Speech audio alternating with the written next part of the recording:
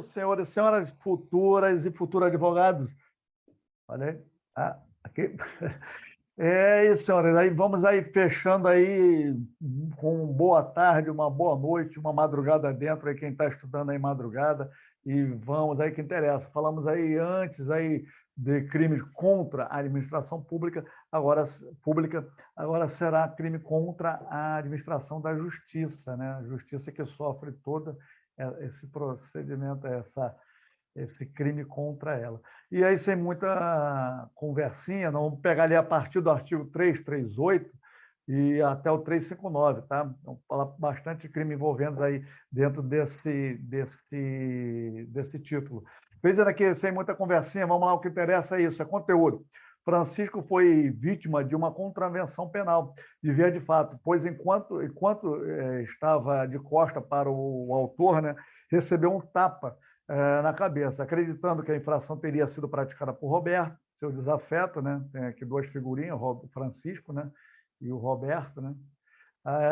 Seu desafeto, que estava no local, compareceu em sede policial. Francisco foi lá na sede policial e narrou o ocorrido, apontando de maneira precipitada, né, que o rival como autor.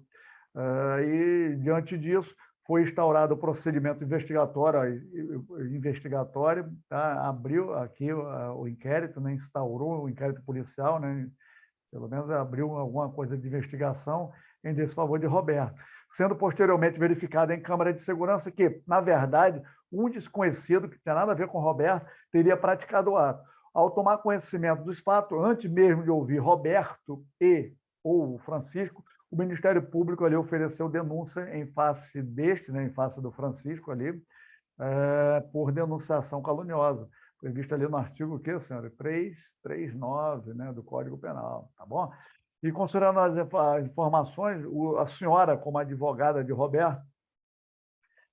Francisco, né? O senhor, como advogado de Francisco, deverá, sob o ponto de vista técnico, né, pleitear o quê? Vai a absolvição, extinção, reconhecimento da causa, absolvição também. Aqui vamos verificar primeiro a questão de crime de denunciação caluniosa.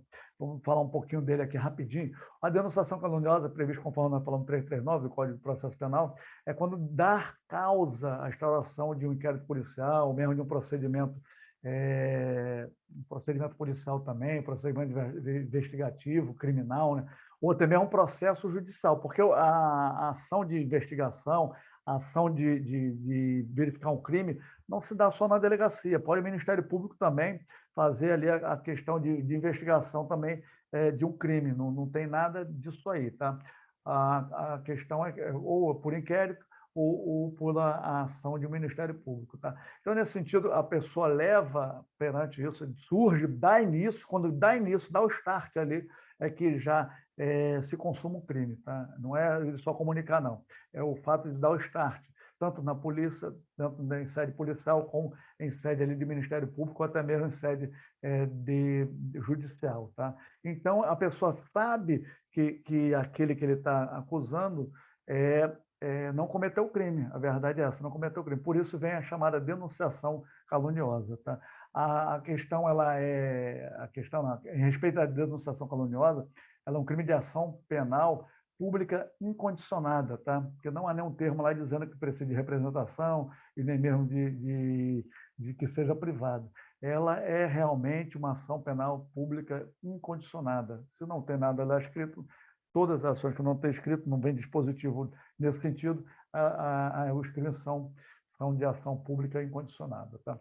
E o parágrafo 2º do artigo 339, né, ele diz que lá deixa claro que a pena é diminuída à metade se a imputação da prática que ele imputou ali, imputou uma contravenção penal. Então, aqui na questão, ela mostra que realmente foi imputada uma contravenção penal, que foi via de fato, lá pelo artigo 21 da Lei de Contravenções Penais, e, nesse caso, tanto pode ser crime, imputar um crime, como uma contravenção penal. Tá? A outra coisa que devemos conhecer em relação ao crime de denunciação caluniosa é que deve haver dolo, tá?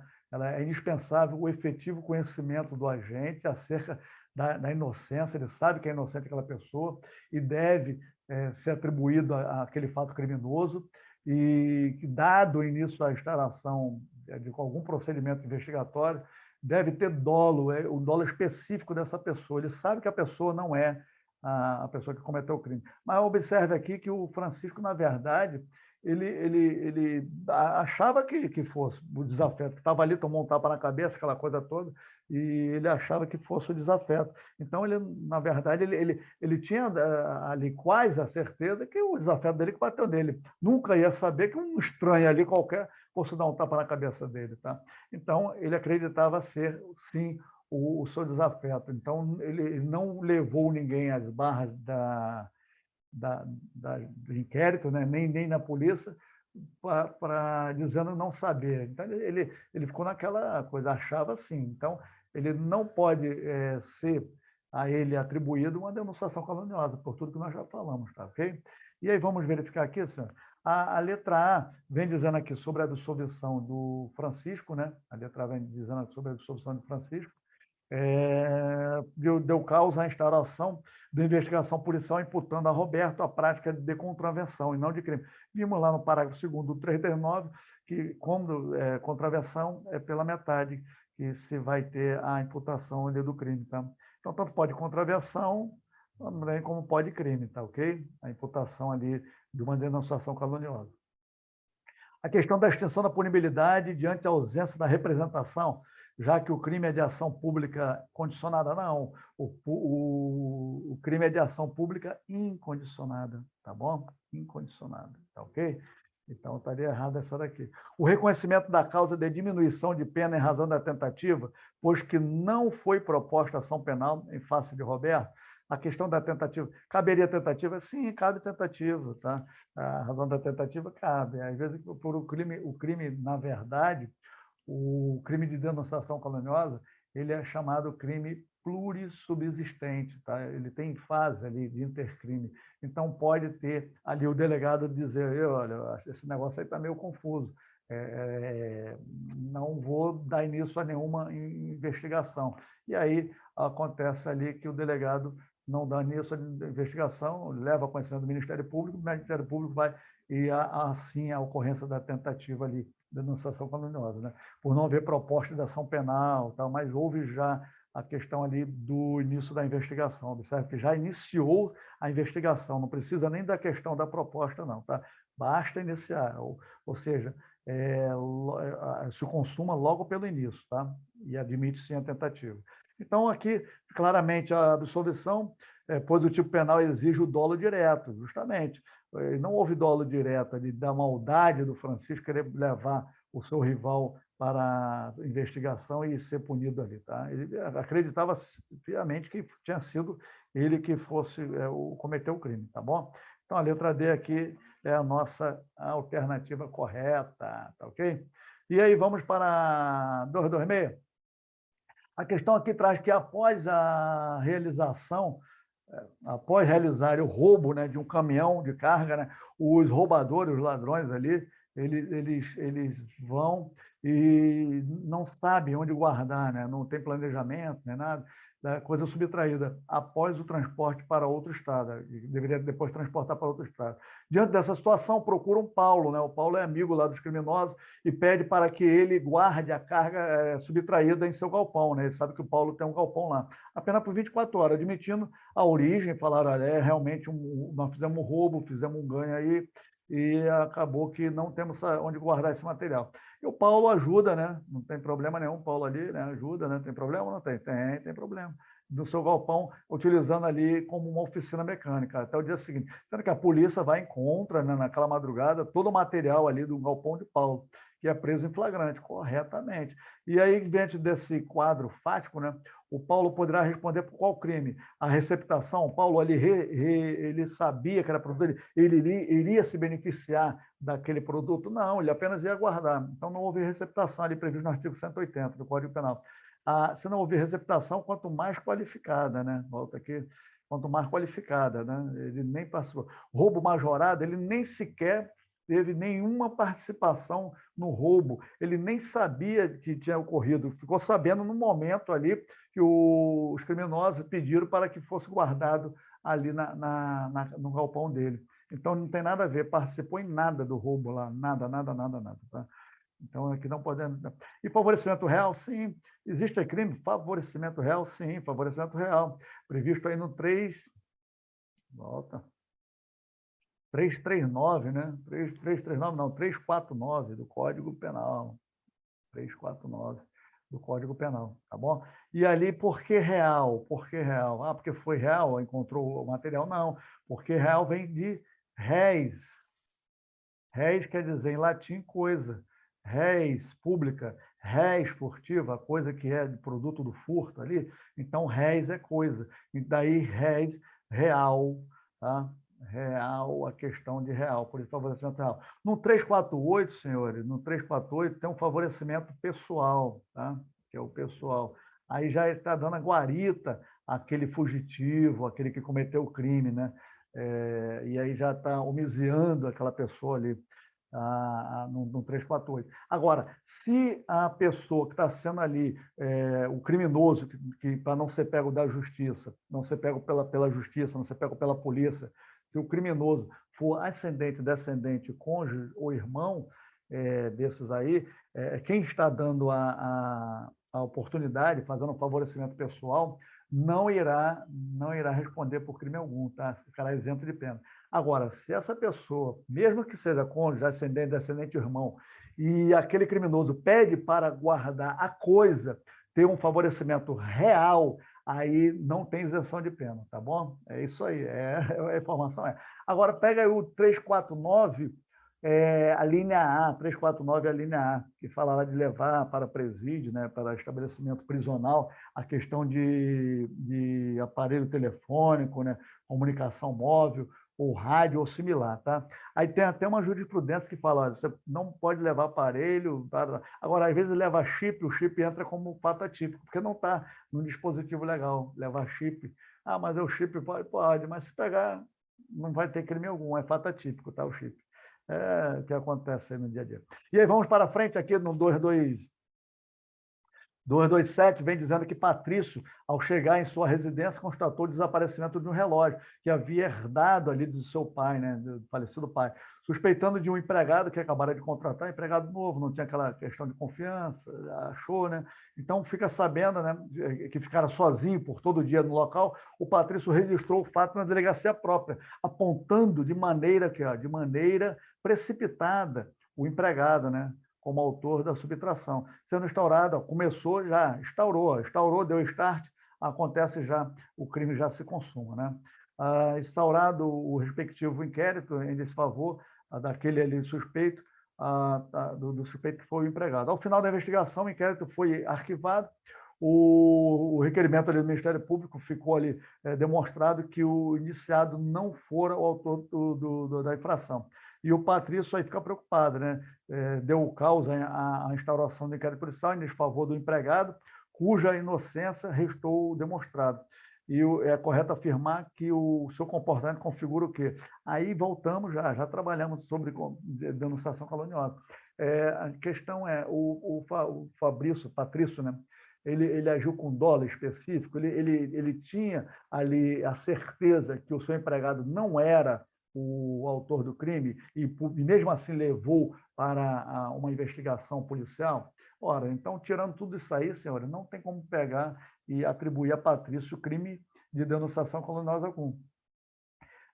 Crime ali previsto no artigo 138, lá, crime contra a honra, que nós já trabalhamos muito, a partir do 138, 139, 140, atingiu a honra objetiva do empregado. Aqui a questão não demonstra isso em nenhum momento, então não podemos tratar de calúnia.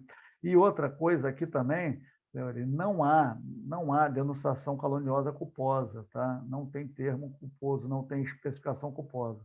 E, então, por não ele ter também ali naquela questão de dólar específico, ele ficou naquela dúvida, agiu de maneira precipitada, houve ali uma fatalidade nesse sentido todo, então aqui não há que se falar em denunciação caluniosa. Então, o fato é totalmente atípico, tá bom? O fato é totalmente atípico.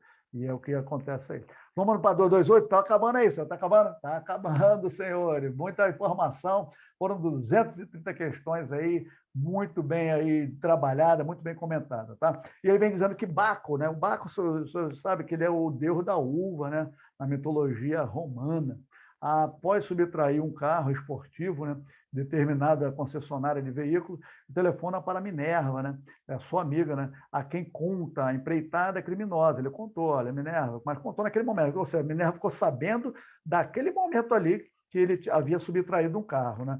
E Baco sabia que Minerva morava em uma grande casa e que poderia esconder o carro facilmente ali, né? Assim pergunta se Minerva poderia ajudá-lo, né? Escondendo o carro em sua residência. Minerva, apaixonadíssima por Baco, quem não é apaixonado pelo deus da uva, aceita prestar a coisa, o deus do vinho, né? Da uva, do vinho, né? Por isso que surge aí o deus do vinho. O Baco tem surge a palavra ali que envolve muita gente envolvida, tal. Mas vamos lá. O que interessa é a questão. Aí Minerva poderá responder por quê? Ora, senhor, já falamos aí, já caiu uma questão parecida com essa, vai se repetindo, vai se repetindo. Ela guardou, ela deu guarita, homiziou o Baco, a pessoa? Não foi o Baco. Foi ela, apenas o carro, foi o veículo, né? O veículo é o quê? O veículo é coisa. E coisa em latim é o quê? Res, né? É res, né? Se é res, então é real. Então, houve um favorecimento real, senhores. Há dúvida nisso? Não há dúvida. 349 do Código Penal, tá? Não houve ali em relação a Baco. Receptação, ela nem sabia, ela não foi, quer dizer, ela poderia saber que era produto de furto, de roubo, mas ela não se beneficiou em nada, não teve nenhuma vantagem ali em relação àquilo ali, tá bom? Aquele bem ali do coisa, apenas ia aguardar. Participação do crime, nem pensar ela participou, ela nem sabia, ficou sabendo só no momento, tá? E aí cortamos aqui, corta. Ficou com favorecimento real. Podemos seguir? Podemos seguir, sem sombra de dúvida.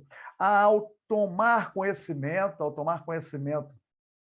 de um roubo ocorrido nas adjacências de sua residência, o Caio comparece à delegacia de polícia e noticiou ali o crime, alegando que vira o Tício o seu inimigo capital. Opa, já indicou alguém, viu, né? Tal. Mas aí ele verificou ali, acontece que o delito, mesmo aqui, ó, a prática, o delito, mesmo sabendo que o seu desafeto se encontrava na Europa, ou seja, ele denunciou, não, ele denunciou é quem denunciou o Ministério Público. Ele informou a polícia que, na verdade, olha daqui, ó, ele informou na polícia que, na verdade, a pessoa, né, ele faz a chamada denunciação caluniosa, que ele, na verdade, ele mente contra a pessoa, dizendo que o Tício, né, cometeu um crime e o Tício estava lá na Europa. Ou seja, a pessoa sabe, o Caio sabia com toda certeza que o Tício é inocente. Então, ele está dentro ali amoldurado, né, pelo artigo 339 da chamada denunciação caluniosa. Não há dúvida nisso. A questão vem trazendo ali, as alternativas vem trazendo a tal da comunicação falsa. Né? Olha aqui, poderia até ter dúvida nesse sentido aí, de comunicação falsa. A comunicação falsa, na verdade, a comunicação falsa de crime. A pessoa alimente dizendo que ocorreu um crime, ele não atribui a uma pessoa determinada, tá? A diferença é somente essa daí. Na denunciação caluniosa, imputa-se a alguém, ou se atribui a alguém, sabendo que a pessoa não cometeu aquele crime, tá? Ela se aproxima da calúnia, às vezes até pode se aproximar, mas aqui é bem específico, dá-se início a uma investigação criminal, aqui no caso aqui, tá? Investigação policial e, obviamente, criminal. Lá na calúnia atinge a pessoa, a honra objetiva da pessoa, tá? Lá no 138. Então, aqui não podemos dizer que foi calúnia, com toda certeza, tá? Não podemos dizer que foi calúnia.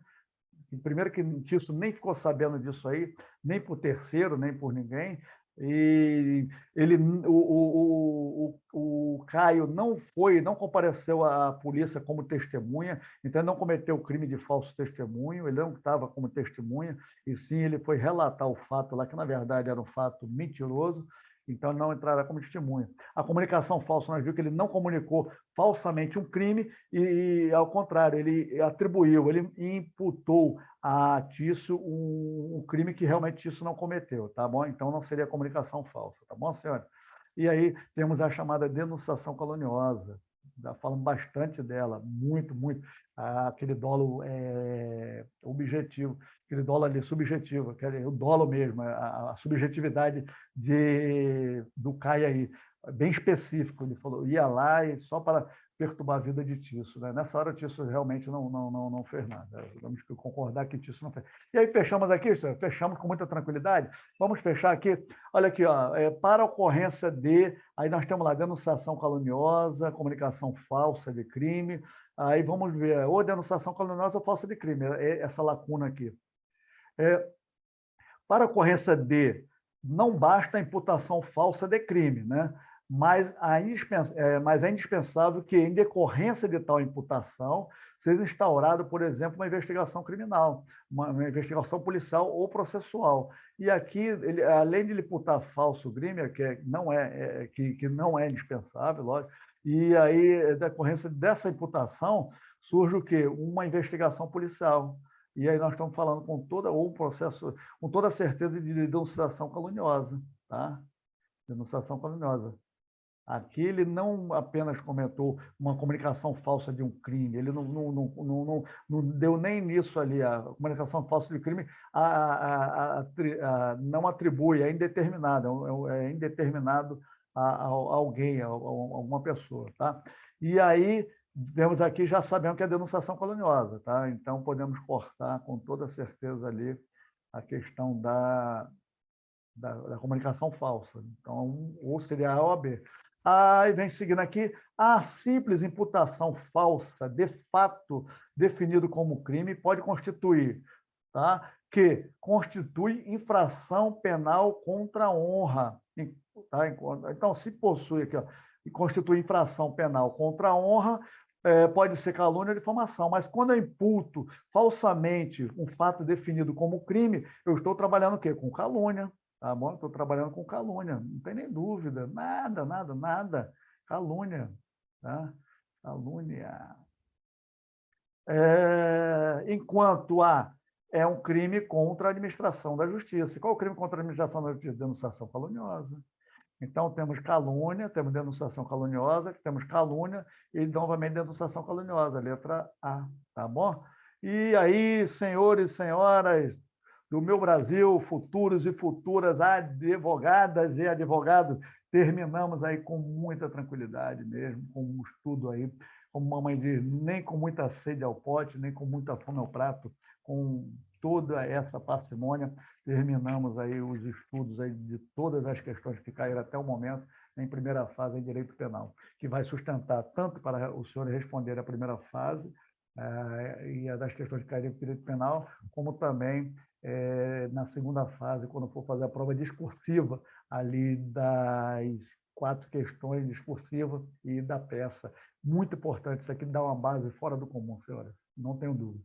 E deixo com os senhores aqui, com toda certeza, que os senhores irão aqui estar com ela na mão, aqui no próximo dia, aí, em torno de outubro, novembro, com certeza vai estar aqui. Ó. Deixo ela aqui aguardando os senhores aqui e vão pegar lá na seccional dos senhores, com toda certeza, essa carteirona vermelhona aí. Tá? Um abração a todos e felicidade a todas e um cheiro bem gostoso. Amém.